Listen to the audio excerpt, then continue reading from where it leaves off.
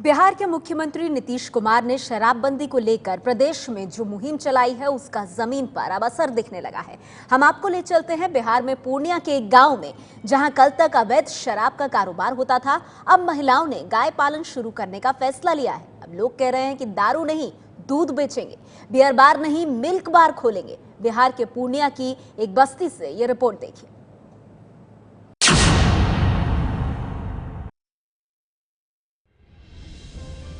बिहार की राजधानी पटना से करीब 300 किलोमीटर की दूरी पर बसा है पूर्णिया जिला।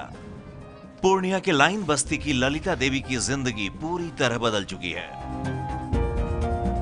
चंद महीने पहले तक ललिता चोरी छिपे देसी शराब बनाती थी।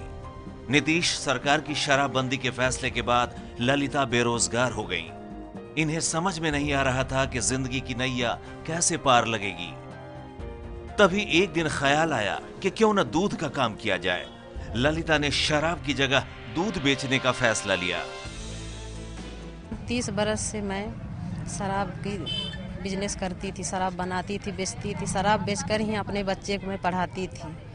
मैं बच्चे को पढ़ाकर बीए पार्ट 1 तक पहुंचाई हूं। इसके बाद एक लड़का थे हम लोग के मोहल्ले के, मनी कुमार दास।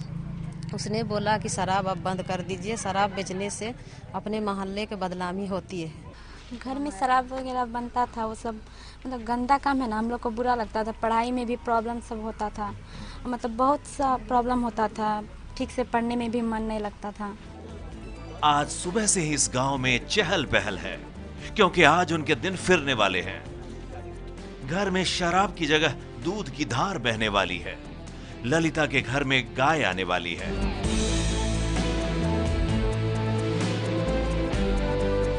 उन्हें 2 गाय खरीदने के लिए पैसे मिलने वाले हैं।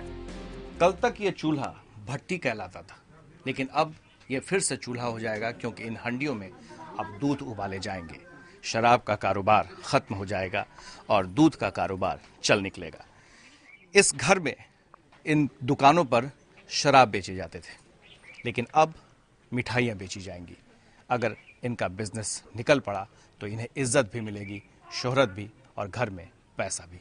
जैसे ही शराबबंदी आया और जिला पदाधिकारी महोदय का आदेश हुआ, जो लोग बेरोजगार हैं हर विभाग से लोग अपने अपने लोगों को एफर्ट किया जाए। तो जो शराबबंदी से बेरोजगार महिलाएं या जेंट्स हुए, जो गौ पालन के लिए थोड़ा इंटरेस्ट दिखाया, जिनके पास गौ गाय हैं भी पहले से, उन लोगों को हम लोगों ने चुनाव किया। कोई बहुत पहले की बात नहीं है।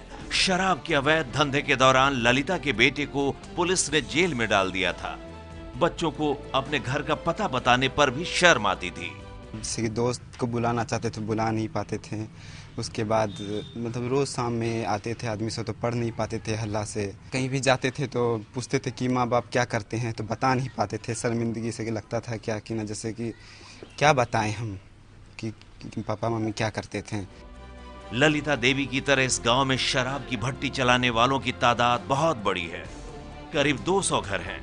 सरकार की तरफ से आदिवासी और अनुसूचित जाति के लिए कई योजनाएं चलाई जा रही हैं, लेकिन इनका शराब बेचने का कारोबार कभी रुका नहीं।